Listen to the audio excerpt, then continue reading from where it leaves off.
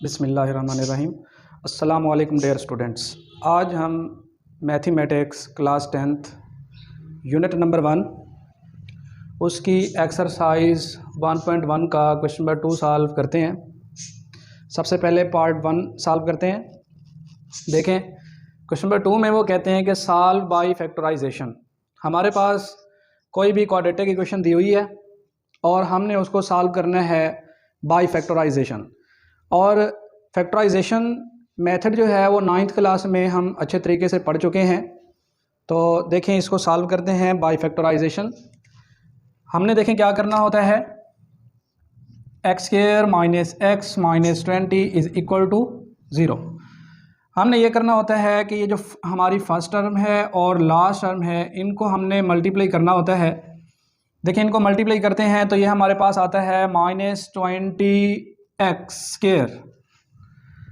अब हमने ये जो मिड टर्म है इसकी मिड टर्म को हमने इस तरह से ब्रेक करना होता है कि अगर हम उन दो टर्म्स को ऐड करें तो हमारे पास दोबारा यही मिड टर्म आ जानी चाहिए, और अगर उन दो टर्म्स को हम मल्टीप्लाई करें तो हमारे पास ये वाला आंसर आना चाहिए जिसको हमने मल्टीप्लाई करके निकाला है। तो देखें हमारे पास कौन से दो पेयर बनेंगे। हमारे पास -5x और +4x का पेयर बनता है। तो देखें इसको लिखेंगे x² minus 5x plus 4x minus 20 हमने वैसे लिख दिया इज इक्वल टू 0। अब देखें ये हमने मिड टर्म को इन दो टर्म्स में ब्रेक किया है, -5x और +4x।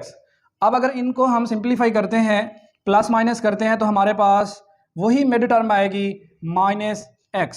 और अगर इन दो टर्म्स को हम मल्टीप्लाई कर लें तो ये प्लस माइनस माइनस 5 4 20 x² तो हमारे पास वही टर्म आएगी जिसको हमने मल्टीप्लाई किया था। तो देखें इस तरह से हमने इसको जो इसकी मिड टर्म थी उसको हमने ब्रेक कर लिया है। अब हमने क्या करना होता है, हमने दो टर्म्स में से कॉमन लेना होता है। ये फर्स्ट टू टर्म और फिर second two term. First two term में से आपने कॉमन देखना है, क्या कॉमन है हमारे पास, x कॉमन है। यहाँ से x कॉमन ले लेते हैं। जब x कॉमन लेंगे तो यहाँ बचेगा x माइनस, और यहाँ -5x में से बचेगा -5 क्योंकि x जो है वो बाहर चला गया है। अब नेक्स्ट ये हमारे पास दो टर्म्स हैं, इनमें से हमने कॉमन देखना है। यहाँ देखें कॉमन 4 आ रहा है, +4 हम कॉमन ले लेते हैं तो यहाँ बचेगा x प्लस माइनस माइनस और 4 को 20 बार डिवाइड करते हैं क्योंकि ये हमने कॉमन लिया है। 4 5 20 होता है तो यहाँ 5 आ गया इज इक्वल टू 0। अब देखें जब हमने इसको फैक्टराइज करना होता है तो हमारे पास ये ब्रैकेट्स में जो फैक्टर आता है ये दोनों का सेम आना चाहिए। अगर ये हमारे पास सेम आ जाता है तो इसका मतलब ये है कि हमने फैक्टराइज ठीक किया हुआ है। तो अब देखें हमने क्या करना है, इन दो फैक्टर्स को आपने जस्ट एक बार लिख लेना है, x -5, और जो ब्रैकेट के बाहर हैं उनको आपने ब्रैकेट के अंदर क्लोज कर देना है इज इक्वल टू 0। तो देखें अब हमारे पास ये दो फैक्टर्स आ चुके हैं जो कि 0 के इक्वल हैं। इट मीन्स इनमें से कोई एक जो है वो 0 के इक्वल होगा। तो ये हमने दोनों को 0 के इक्वल लेना है। x -5 is equal to 0। Next x +4 is equal to 0। हमने चूंकि x की वैल्यू निकालनी है इसीलिए -5 जो लेफ्ट साइड पे है इसको राइट साइड पर लेके जाएंगे तो इसका साइन चेंज हो जाएगा, इज इक्वल टू 5। ये हमारे पास x की फर्स्ट वैल्यू है और x is equal to +4 right side पर जाकर -4 हो जाएगा और ये हमारी सेकेंड x की वैल्यू है। और यही हमारा सोल्यूशन सेट होगा। जिस भी क्वेश्चन में लिखा होता है सॉल्व तो हमने क्या करना होता है, उसका जो आंसर है उसको सोल्यूशन सेट के अंदर लिखना होता है। सोल्यूशन सेट लिखेंगे s.s इज इक्वल टू, और ये आपने हमेशा ये करली ब्रैकेट ही इस्तेमाल करनी है सेट लिखते हुए। तो इसमें 5 कामा -4 आपकी मर्ज़ी है, -4 पहले लिख दें या 5 को बाद में लिख दें, इसमें आपकी मर्ज़ी है। तो ये हमारा जो है आंसर आ गया है पार्ट 1 का। नेक्स्ट हम पार्ट 2 सॉल्व करते हैं। पार्ट 2 कुछ इस तरह से है, इसमें वेरिएबल y इन्वॉल्व है और अगर इस इक्वेशन को हम गौर से देखें तो ये अभी स्टैंडर्ड फॉर्म में नहीं है। तो पहले हम इस क्वाड्रेटिक इक्वेशन को स्टैंडर्ड फॉर्म में लेकर आते हैं और फिर इसको बाय फैक्टराइजेशन सॉल्व करते हैं। देखें 3y² is equal to y into y minus 5। अब देखें ये जो y है ये इन दोनों टर्म्स के साथ मल्टीप्लाई हो रहा है, तो पहले इसको मल्टीप्लाई कर देते हैं। 3y² is equal to y से मल्टीप्लाई होके y² आ जाएगा। नेक्स्ट ये जो y है प्लस का है और ये -5 है, तो साइंस को भी हमने मल्टीप्लाई करना होता है। प्लस माइनस माइनस 5y आ जाएगा। अब देखें इधर 3y² है और यहाँ y² है, it means 3y² greater term है, तो इसीलिए हम इन दोनों को लेफ्ट साइड पर लेके आएंगे तो इनके साइन जो है वो चेंज हो जाएंगे। 3y² माइनस y² और ये जो -5y है ये इधर आकर +5y हो जाएगा is equal to 0। Right side पर 0 आ जाएगा क्योंकि सारी टर्म्स जो हैं वो लेफ्ट साइड पर आ चुकी हैं। जो लाइक टर्म्स हैं y², 3y² माइनस y², इनको सिंप्लीफाई करते हैं। 3y² माइनस y² ये हमारे पास आ जाएगा 2y² प्लस 5y वैसे आ जाएगा इज इक्वल टू 0। अब देखें इसमें हमने इसको सिंप्लीफाई करना है और इसमें देखें y जो है वो कॉमन आ रहा है, तो y कॉमन ले लेते हैं। y इंटू यहाँ बचेगा 2y, क्योंकि एक y बाहर चला गया है इसीलिए ये 2y आएगा, प्लस 5 और y जो है वो बाहर चला गया है इज इक्वल टू 0। इसको हमें फैक्टराइज नहीं करना पड़ा है क्योंकि ये एक स्टैंडर्ड फॉर्म में नहीं था, इक्वेशन जो है स्टैंडर्ड फॉर्म में नहीं थी, इसीलिए हमने जस्ट कॉमन लिया है तो हमारे पास फैक्टर बन गए हैं। तो अब हम यहाँ से इसका जो सोल्यूशन सेट है वो निकाल सकते हैं, y की वैल्यूज़ निकाल सकते हैं। तो देखें ये जो y है ये भी 0 के इक्वल होगा, ये भी 0 के इक्वल होगा, y इज इक्वल टू 0 और 2y plus 5 is equal to 0। y is equal to 0, ये तो हमारे पास एक आंसर आ गया, y की वैल्यू आ गई। यहाँ से हमने y की वैल्यू निकालनी है, 2y अभी यहीं रहने दें, प्लस 5 जो है ये राइट साइड पर जाकर -5 हो जाएगा। नेक्स्ट 2 देखें, 2 जो है y के साथ मल्टीप्लाई हो रहा है, राइट साइड पर जाकर ये डिवाइड हो जाएगा, इट मीन्स ये -5 के नीचे आ जाएगा। तो इस तरह हमारे पास सेकंड वैल्यू भी आ गई है y की। हमारा सोल्यूशन सेट होगा 0, -5/2। ये हमारा आंसर है। नेक्स्ट हम पार्ट 3 सॉल्व करते हैं। पार्ट 3 को अगर आप गौर से देखें तो ये भी क्वाड्रेटिक इक्वेशन की एक स्टैंडर्ड फॉर्म है, लेकिन अभी हमने इसको जस्ट अरेंज करना है क्योंकि स्टैंडर्ड फॉर्म जो होती है क्वाड्रेटिक इक्वेशन की उसमें उसकी राइट साइड पर 0 होता है और जो x² वाली टर्म होती है वो हमेशा पॉजिटिव होती है। तो इसीलिए हम इस इक्वेशन में ये जो x² की टर्म है, x² वाली टर्म है, इसको यहीं रहने देंगे और इन दोनों टर्म्स को हमने राइट साइड पर लेके जाना है। यहाँ 0 हो जाएगा इज इक्वल टू 17x², इनको उधर लेके जाते हैं राइट साइड पर और साथ ही अरेंज कर लेते हैं। पहले हम x वाली टर्म लिखते हैं जिसमें x इन्वॉल्व है, तो -32x है, तो ये क्या हो जाएगा +32x। तो हम इस इक्वेशन को यूँ भी लिख सकते हैं, ये जो इसकी राइट हैंड साइड है ये सारी लेफ्ट साइड पर लिख लेते हैं और लेफ्ट साइड पर जो 0 है उसको राइट साइड पर लेकर जाते हैं। तो देखें 17x² plus 32x minus 14 is equal to 0। अब ये हमारी स्टैंडर्ड फॉर्म में आ चुकी है इक्वेशन, तो इसको अब हमने फैक्टराइज करना है। फैक्टराइज का वही तरीका है, देखें अगेन मैं रिपीट करता हूँ, हमने फर्स्ट टर्म और लास्ट टर्म को मल्टीप्लाई कर देना है। इनको देखें मल्टीप्लाई करते हैं, प्लस की टर्म है और ये माइनस की है, तो प्लस माइनस माइनस हो जाएगा। 17 को 4 से मल्टीप्लाई करते हैं तो हमारे पास आता है 68। नेक्स्ट x² है तो साथ x² भी आएगा, ये मल्टीप्लाई करने से हमारे पास वैल्यू आई है।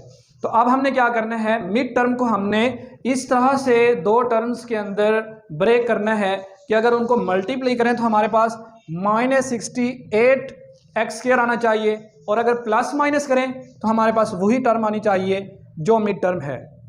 तो देखें 32 को अब किस तरह हम तोड़ते हैं। अच्छा, इसका देखें ये तरीका ये होता है, एक्चुअल जो तरीका है, यहाँ से नंबर लें 68 और इसके आप प्राइम फैक्टर निकाल लें। प्राइम फैक्टर से ही हम जो है दो फैक्टर्स निकाल सकते हैं। तो देखें 2 का टेबल जा रहे हैं दोनों पर, 2 3 6, 2 4 18। तो देखें बस ये इतना ही करने से हमारे पास ये दो फैक्टर्स बन गए हैं, क्योंकि हमें पता है कि 34 में से अगर 2 को हम कट कर दें तो हमारे पास जो आंसर आएगा वो 32 आएगा। हमें 32 ही रिक्वायर है कि उनको प्लस या माइनस करें तो 32 आना चाहिए। बाकी ये जो दो फैक्टर हैं इनको मल्टीप्लाई करने से तो अंडरस्टूड है ये 68 ही आएगा, क्योंकि ये 68 के ही प्राइम फैक्टर्स हैं। तो अब हम कैसे लिखेंगे, 17x² अब प्लस 32x की जगह हम लिखेंगे plus 34x minus 2x, next -4 वैसे लिख देंगे इज इक्वल टू 0। तो देखें इनको प्लस माइनस करने से हमारे पास आंसर 32 आता है, प्लस का 32। तो देखें हमने पेयर बना ली है, अब हम इसको फैक्टराइज करेंगे। फर्स्ट 2 टर्म में से आपने कॉमन देखना है और लास्ट 2 टर्म में से भी आपने कॉमन देखना है। तो फर्स्ट 2 टर्म में से अगर हम देखें तो इनमें देखें क्या कॉमन है, 17x। तो अब यहाँ क्या बचेगा, इस टर्म में 17 बाहर है और एक x भी बाहर है, तो जस्ट x बचेगा, प्लस 17 2 34 होता है तो 2 आएगा। नेक्स्ट x जो है वो बाहर चला गया है, तो हमारे पास x + 2 बचा। नेक्स्ट 2 टर्म में से -2 कॉमन लेंगे तो यहाँ बचेगा x minus minus plus 2 2 4 is equal to 0। अब देखें ये हमारे पास ब्रैकेट में जो वैल्यूज़ हैं वो सेम आ चुकी हैं। इसका मतलब ये है कि अब तक हमने जो फैक्टराइज किया है या पेयर बनाए हैं वो हमने ठीक बनाए हैं। तो इन दोनों को आपने जस्ट एक दफ़ा लिख लेना है x + 2, और जो ब्रैकेट के बाहर टर्म्स हैं उनको आपने एक फैक्टर बना लेना है और ब्रैकेट के अंदर क्लोज कर लेना है, इज़ इक्वल टू 0। अब देखें दो केस बन जाएंगे, x + 2 is equal to 0 and 17x - 2 is equal to 0। यहाँ से x निकालेंगे, +2 राइट साइड पर जाकर -2 हो जाएगा और ये हमारे पास एक x की वैल्यू आ गई है। नेक्स्ट यहाँ से भी हमने x निकालना है। सबसे पहले -2 को राइट साइड पर लेकर जाते हैं तो ये +2 हो जाएगा, 17x इज इक्वल टू +2। 17 जो है वो राइट साइड पर जाकर डिवाइड हो जाएगा, x इज इक्वल टू 2/17। ये हमारे पास x की सेकंड वैल्यू आ गई है। तो हमारा सॉल्यूशन सेट होगा -2, 2/17 और ये हमारा रिक्वायर्ड आंसर है। नेक्स्ट पार्ट 4 सॉल्व करते हैं। पार्ट 4 को अगर देखें तो ये भी क्वाड्रेटिक इक्वेशन की स्टैंडर्ड फॉर्म है, लेकिन जस्ट हमने इसको थोड़ा सा अरेंज करना है। हमने 152 को लेफ़्ट साइड पर लेके आना है ताकि राइट साइड पर 0 बच जाए। तो देखें इसको सॉल्व करते हैं, x² - 11x is equal to 152। Next x² - 11x 152 को लेफ़्ट साइड पर लेकर आते हैं तो इसका साइन चेंज हो जाएगा, -152 हो जाएगा, इज इक्वल टू 0। अब देखें अगेन हमने वही प्रोसेस करना है, फैक्टराइज करना है। तो तरीका वही है, फर्स्ट टर्म और लास्ट टर्म को मल्टीप्लाई करके देख लेते हैं। हमारे पास आंसर आता है -152x²।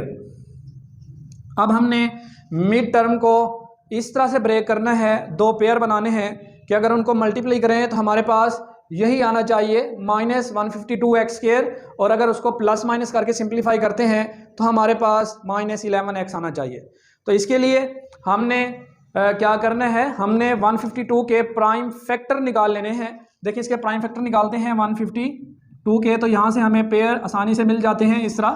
तो देखें 2 का टेबल जा रहा है, प्राइम फैक्टर निकालने के लिए 2 का टेबल देंगे, 2 7s are 14 and 2 6s are 12। Next देखें अभी भी 2 का टेबल जा रहा है, 2 3s are 6, 1 कैरी होगा तो 16 हो जाएगा, 2 8s are 16। नेक्स्ट अगेन 2 का टेबल जा रहा है, 2 1 जार 2, 1 कैरी होगा 18 होगा। डिफरेंट प्राइम फैक्टर्स को मल्टीप्लाई करके आपने चेक करना है कि हमारे कौन से पेयर जो हैं वो सूटेबल हैं। तो मल्टीप्लाई करने से तो ये वही आएगा -11। कैसे आएगा तो देखें, अगर हम इन तीनों को मल्टीप्लाई करें, 2 2 जार 4, 4 2 जार 8, तो इनको मल्टीप्लाई करने से 8 आ रहा है और इधर 19 है। 19 और 8 को अगर हम माइनस करें तो हमारे पास आंसर आता है 11। लेकिन देखें कि हमें चाहिए -11, तो अब ये साइन हमें चेंज करने पड़ेंगे। तो अगर हम 19 को माइनस का लें और 8 को प्लस का लें तो हमारे पास -11 आएगा। तो देखें कैसे पेयर बनेंगे, x² -19x प्लस 8x -152 = 0। अब देखें आप इन दोनों को आप चेक कर सकते हैं, प्लस माइनस करके सिंप्लीफाई करें तो -11x आएगा, क्योंकि माइनस का 19 बड़ा है इसलिए साइन माइनस का आएगा जब प्लस माइनस करेंगे। और मल्टीप्लाई करने से -152x² आएगा, ये वाला आएगा -152x², इन दो को मल्टीप्लाई करने से। तो आप देखें इस तरह हमारे पेयर ये बन चुके हैं। फर्स्ट 2 टर्म में से हमने कॉमन देखना है। कॉमन क्या है, यहाँ से x कॉमन है, x कॉमन लेंगे तो यहाँ बचेगा x -19। नेक्स्ट कॉमन देखें तो हमारे पास +8 कॉमन है, x बचेगा, प्लस माइनस माइनस वैसे आएगा। 18 को आप डिवाइड करें 152 पर तो हमारे पास आंसर आता है 19 = 0। अब देखें ये जो दो फैक्टर्स हैं ब्रैकेट्स में या टर्म्स कह लें इनको, ये सेम आ चुकी हैं। तो इनको जस्ट आपने एक दफ़ा लिखना है, x -19, और जो ब्रैकेट के बाहर हैं उनको ब्रैकेट के अंदर क्लोज कर दें = 0। दो केस बन जाएंगे, x -19 = 0, x + 8 = 0। हमने चूंकि x की वैल्यू निकालनी है इसीलिए x = -19 राइट साइड पर जाके +19 हो जाएगा और हमारे पास एक x की वैल्यू आ गई है। और x = +8 राइट साइड पर जाके -8 हो जाएगा और हमारा सोल्यूशन सेट हो गया -8, -19 या 19, -8, ये हमारा आंसर है।